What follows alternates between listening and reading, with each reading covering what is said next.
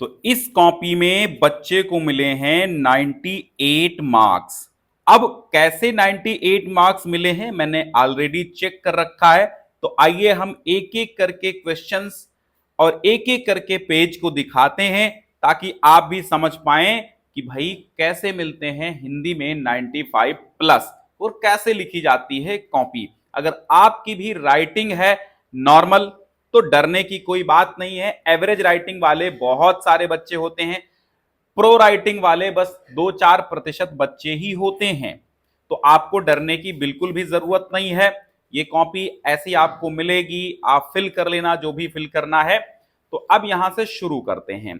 सबसे पहले आपको 5 गद्य साहित्य के विकास के जो क्वेश्चन मिलते हैं वो 5 गद्य साहित्य के विकास के क्वेश्चन लिख लेना और इधर हाशिया खींचना, इधर नहीं खींचना, इधर नहीं खींचना है। अगर आप इधर क्रम संख्या डालते हैं तो इधर खींच भी सकते हैं, बट मैं हाशिया खींचने के लिए बस रेकमेंड करूंगा कि आप एक ही तरफ हाशिया खींचें और हाशिया के हमेशा इधर लिखें, इधर कुछ न लिखें।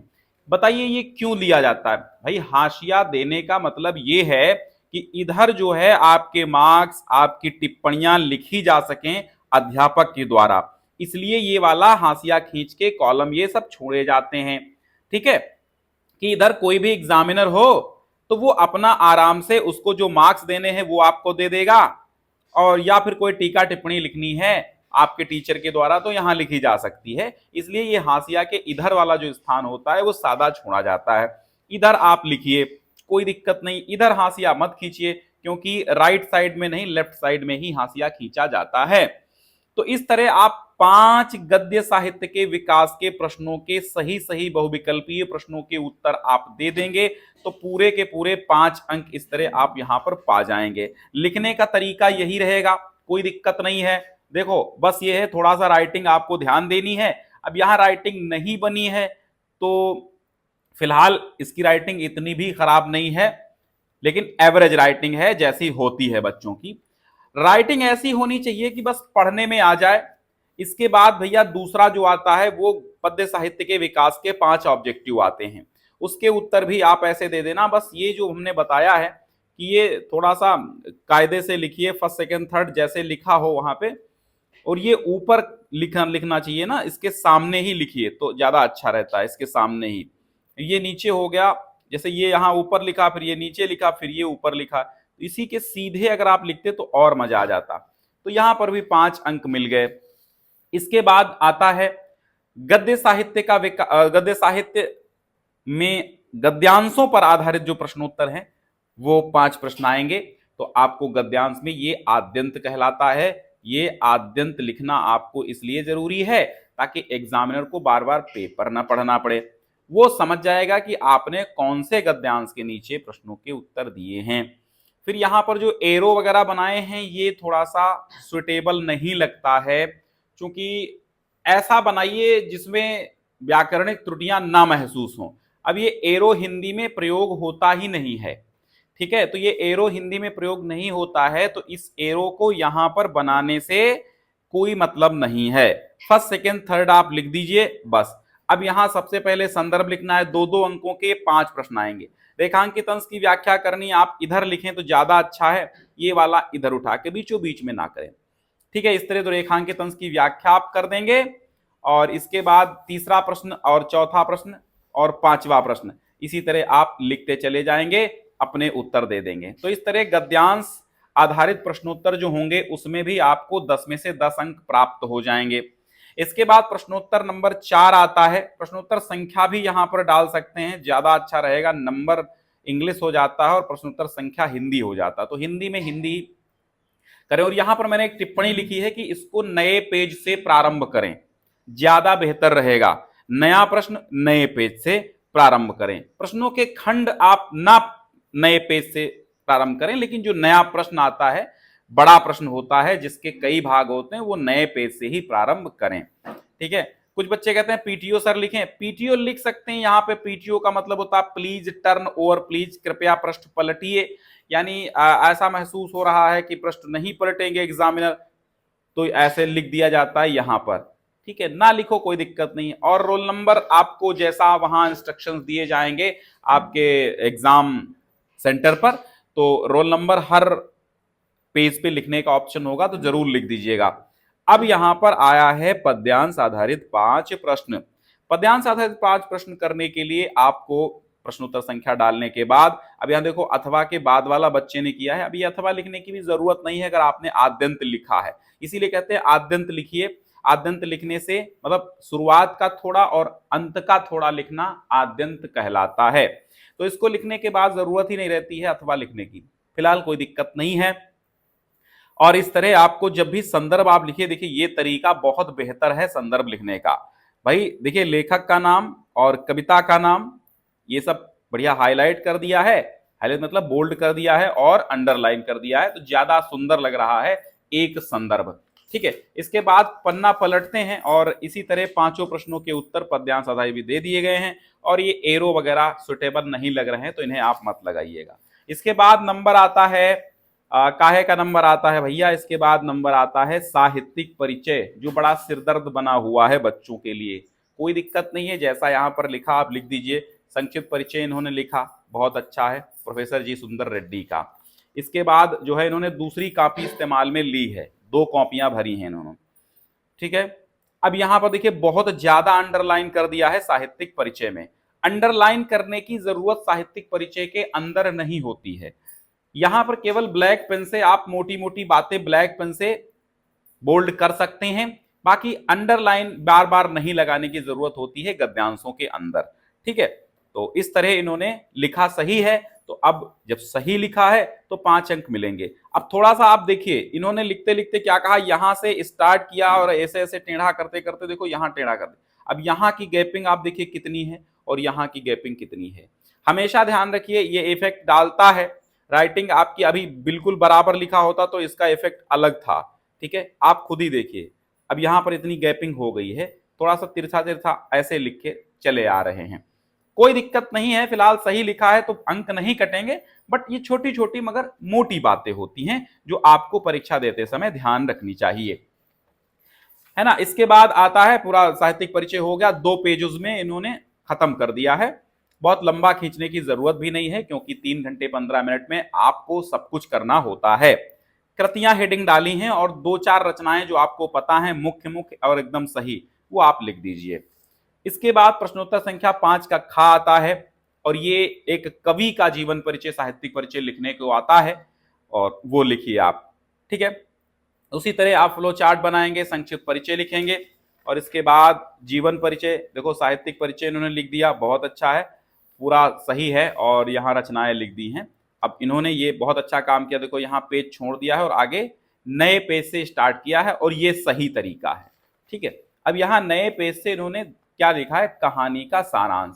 बहुत सारे बच्चों का सवाल है कि सर कहानी कितने पेजेस में लिखें, 80 शब्दों में आती है। ठीक है, तो 80 शब्दों का मतलब ये होता है कि 80 शब्द हम गिनेंगे नहीं, लेकिन एक पेज अपनी बात पूरी कर दीजिए, कहानी खत्म हो जाए, वही बहुत है। 80 और 150 कोई अंतर नहीं है, उन्होंने शब्द सीमा निर्धारित कर रखी है, 80 शब्दों से कम न हो, ज्यादा हो सकती है, नो प्रॉब्लम। ठीक है, फिर इसके बाद यहां पर हर्षवर्धन की चारित्रिक विशेषताएं यानी खंड काव्य के एक प्रश्न का उत्तर देना होता है, एक ही प्रश्न का उत्तर देना होता है, और ये 5 अंकों में होता है। अब यहां आप देखिए थोड़ा सा ये ध्यान देने की जरूरत है कि डबल अंडरलाइन कितनी मोटी मोटी की हैं, जो कि बहुत ही भद्दी लग रही हैं।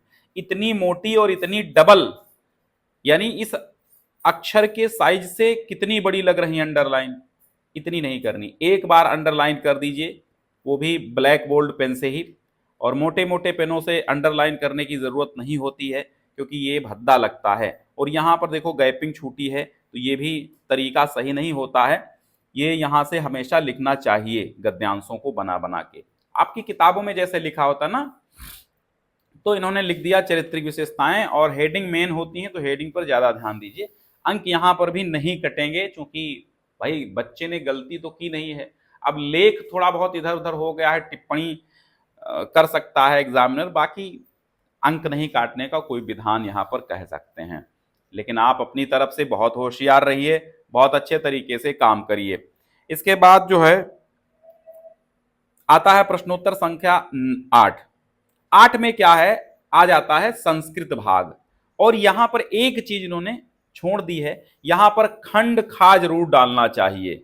खंड खा, खंड खा या खंडबा जो भी आता है वो डालिए, यहां से खंड खा शुरू हो रहा है, तो खंड खा में प्रश्नोत्तर संख्या 8 का अथवा के बाद वाला इन्होंने आद्यंत भी लिखा है, बहुत अच्छा है, संदर्भ भी अच्छा लिखा है और हिंदी अनुवाद भी सही लिखा है।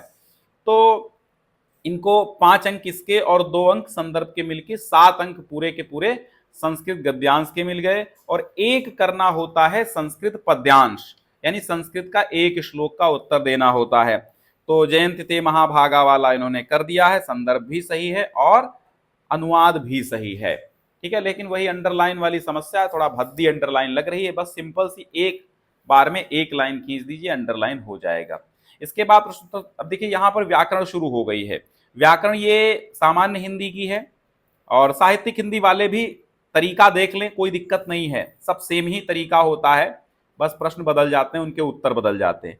प्रश्न संख्या 9 में क्या है, एक मुहावरे का इन्होंने देखो अर्थ लिखा है और वाक्य प्रयोग किया है। 1 अंक अर्थ लिखने का और 1 अंक वाक्य प्रयोग का मिलता है, ये ध्यान रखना, 2 अंक यहां मिल गए। इसके बाद अपठित गद्यांश है, 2 आते हैं तो उसमें भी आद्यंत लिखने की जरूरत रहती है, तो यहां पर उन्होंने लिख दिया है पूरे के पूरे अपठित गद्यांशों के उत्तर लिखने का भी तरीका आपको समझ में आ रहा होगा कैसे लिखा है इन्होंने, ऐसे ही लिख दीजिएगा, फर्स्ट सेकंड थर्ड 3 ही आते हैं और यहाँ पर पूरे के पूरे 5 अंक इनको मिल गए। इसके बाद प्रश्नोत्तर नंबर 11 आता है।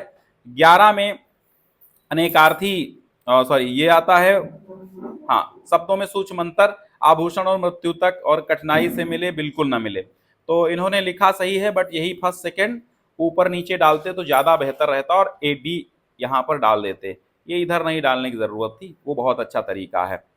प्रश्नोत्तर नंबर 11 में आप देखेंगे तो यहां पर अनेकार्थी आया है, एक के 2 अर्थ लिखने होते हैं, 1 अंक इसका और 1 अंक इसका मिला करके 2 अंक यहां पर मिलेंगे आपको।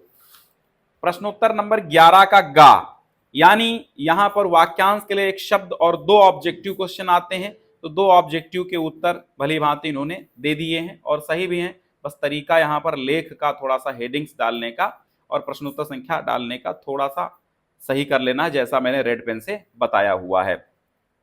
इसके बाद प्रश्नोत्तर नंबर 11 आता है, 11 में घा आता है, शुद्ध और अशुद्ध वाले हैं, तो 2 आपको शुद्ध वाक्य लिख देने हैं, दोनों ही शुद्ध वाक्य सही कर दीजिएगा, अशुद्ध वाक्य को शुद्ध करना होता है, तो इस तरह आप फर्स्ट सेकेंड थर्ड जो भी है डाल के लिख दीजिएगा। अब नंबर आता है आपका रसछंद अलंकार का, कैसे लिखना है, क्या लिखना है। सामान्य हिंदी वालों के लिए कॉमन सी बात है, बस परिभाषा और स्थायी भाव उदाहरण, ठीक है, उसमें कहता है स्थायी भाव सहित लिखिए, तो स्थायी भाव शोक होता है, उदाहरण लिख दिया इन्होंने और परिभाषा लिख दी, बस थोड़ा सा संभलने की जरूरत रहती है, ध्यान देने की जरूरत रहती है, थोड़ा सा जल्दबाजी नहीं करनी है आपको किसी भी प्रकार की, तो इस तरह आपको लिखना है उदाहरण और परिभाषा। इसके बाद संदेह अलंकार, यानी अलंकार भाग में परिभाषा, उदाहरण और स्पष्टीकरण हो सके तो, यदि याद हो तो स्पष्टीकरण आप जरूर लिखिए, स्पष्टीकरण सही याद हो तो ही लिखिए, तो स्पष्टीकरण लिखना भी जरूरी है और सही भी लिखना जरूरी है और नहीं भी लिखना जरूरी है, कई बातें हैं, क्योंकि स्पष्टीकरण तो पूछता नहीं है, लेकिन आपको अपनी कॉपी में 4 चांद लगाने के लिए स्पष्टीकरण लिखना बेहद जरूरी होता है, ये मैं कह सकता हूं। बाकी आपके उदाहरण और परिभाषा 1-1 अंकों का आता है। इसके बाद आपका आता है कुंडलिया छंद, कुंडलिया छंद यानी छंद आता है, छंदों को में भी, छंद में आपको परिभाषा नहीं, लक्षण हेडिंग डालनी है और उदाहरण, तो लक्षण उदाहरण, और हाँ, जब छंद लिखिए, छंद का उदाहरण लिखिए तो उसकी मात्राएं जरूर एक बार निकालिए, इससे क्या होगा, ये पता चलेगा कि आपको छंदों का ज्ञान बिल्कुल उचित तरीके से है, ठीक है। इसके बाद भैया इन्होंने उदाहरण लिख दिया है कुंडलिया का, बहुत बढ़िया। अब आता है नंबर भैया आपके 9 अंकों का, मामला ये है 9 अंकों का और 6 अंकों का। देखो मामला ये है कि गंदगी और सड़कों की समस्या के संबंध में पत्र लिखना है। यहाँ पत्र लिखने का तरीका ठीक है, विषय वगैरह, और यहाँ कॉमा लगाना चाहिए था, यहाँ बस्तों लिख दिया है बस्ती की जगह पे, और थोड़ा सा यहाँ पे हाँ सही किया है, भवदी आबासा, ये इस लाइन में नीचे लिखना था, थोड़ा सा फॉर्मेट गलत होने की वजह से आधा अंक यहाँ कट गया है, बट ये अंक कटेगा नहीं, ये मान के चलिए, 5.5 का मतलब है आधा कहीं पे लिखा नहीं जाता है, आधा होगा तो पूरा कर दिया जाता है। तो 6 अंकों का ये होता है आपका पत्र लेखन, इनको 5.5 मिले हैं। अब आता है नंबर आपके निबंध का। बहुत कायदे से निबंध में एक बात ध्यान रखनी है, आपको रूपरेखा जरूर बनानी है, क्योंकि रूपरेखा के 2 अंक आपको मिलते हैं। रूपरेखा आप नहीं बनाएंगे, आपके 2 अंक चले जाएंगे। ठीक है, रूपरेखा आप नहीं बनाएंगे, 2 अंक आपके चले जाएंगे। तो रूपरेखा बनानी बहुत जरूरी है, ये मानिए आप। ठीक है, रूपरेखा बनाएंगे तो यहां 2 अंक मिल जाएंगे। इसके बाद बढ़िया सा हेडिंग डाल डाल के आपको 3 पेजेस में लिख देना है। देखो इन्होंने हेडिंग डाल के 2 पेज और ये 3 पेज, और थोड़ा सा लंबा इन्होंने खींच दिया है 4-5 पेज में, लेकिन थोड़ा सा स्पेस भी कर दिया है, एक लाइन छोड़ छोड़ के लिखे हैं। ये हेडिंग के बाद एक लाइन छोड़नी नहीं चाहिए, लेकिन अब छोड़ दिया है, कोई दिक्कत नहीं है। लाइन वगैरह गद्यांश के बाद छोड़नी चाहिए, और बहुत बड़ा गद्यांश है भी नहीं फिलहाल। चलिए ठीक है, लिखा, कोई दिक्कत नहीं है, ऐसे आप लिख सकते हैं। लेकिन ये जो लाइन छोड़ रहे हैं ठीक नहीं रहता है इसका छोड़ना। ठीक है, बस हेडिंग्स आपको डालनी है तो बहुत अच्छे से डालनी है। 4-5 पेज में इन्होंने खींचा है, लेकिन छोटा छोटा ही लिखा है सब कुछ। ठीक है, तो कुल मिला के 9 अंक इनको यहां पर भी मिल जाते हैं। तो 1-2 अंक इनके स्किप कर दिए गए हैं, और कुल मिला के 98 अंक इनको मिल गए हैं, कहीं 1-2 अंक इनके कटे हैं। ठीक है, तो इस तरह एक बेहतर कॉपी आप लिख सकते हैं, और बेहतर कॉपी लिखने के बाद आप बेहतर अंक प्राप्त कर सकते हैं। हिंदी में भी 100 में 100 आपको मिल सकते हैं, क्योंकि मैंने ऑलरेडी आपको प्रूफ दे रखा है। चैनल पे एक शॉर्ट वीडियो एक बच्चे ने खुद बना के भेजा था कि सर मेरे 100 में 100 हिंदी में आए हैं, वो भी इंटरमीडिएट का बच्चा था। तो आप ये मत सोचिए कि हिंदी में 100 में 100 नहीं आते हैं, क्योंकि ऑलरेडी मेरे पास प्रूफ है कि हिंदी में 100 में 100 आते हैं। ठीक है, तो हिंदी में 100 में 100 आते हैं, इसमें डरने की कोई बात नहीं है। आप भी अगर मेहनत करेंगे, अच्छे से कॉपी लिख देंगे और कोई भी प्रश्न नहीं छोड़ेंगे, सारे प्रश्नों को हल करेंगे, तो 100 में 100 बिल्कुल आ सकते हैं। देखो मेन बात यह है, राइटिंग आपकी कमजोर है, नो प्रॉब्लम, लेकिन राइटिंग के साथ साथ एक चीज ध्यान रखनी है, राइटिंग थोड़ी कमजोर हो सकती है, लेकिन आपके उत्तर कमजोर नहीं होने चाहिए, आपके उत्तर गलत नहीं होने चाहिए, और कोई भी उत्तर छूटा न हो। यानी जितने प्रश्न अटेम्प्ट करने को कहे जाएं, सारे के सारे प्रश्नों को अटेम्प्ट करना है। इस तरह आप एक अच्छी कॉपी लिख के अच्छे अंक प्राप्त कर सकते हैं। अच्छा लगा हो तो इस वीडियो को बहुत सारे बच्चों तक भेज दीजिए, शेयर कर दीजिए जिनकी एवरेज राइटिंग है। तो इसमें भी एवरेज ही राइटिंग है, कोई प्रो लेवल की राइटिंग नहीं है, जैसी कि कॉमन सामान्यतः तमाम बच्चों की होती है। ठीक है, तो आज के लिए बस इतना ही। चैनल को शेयर, सब्सक्राइब और लाइक करना बिल्कुल ना भूलिए वीडियो को। तो चैनल को सब्सक्राइब जरूर कर लीजिएगा, क्योंकि बोर्ड एग्जाम तक और बोर्ड एग्जाम के बाद भी हम आपके साथ रहते हैं कदम कदम पर।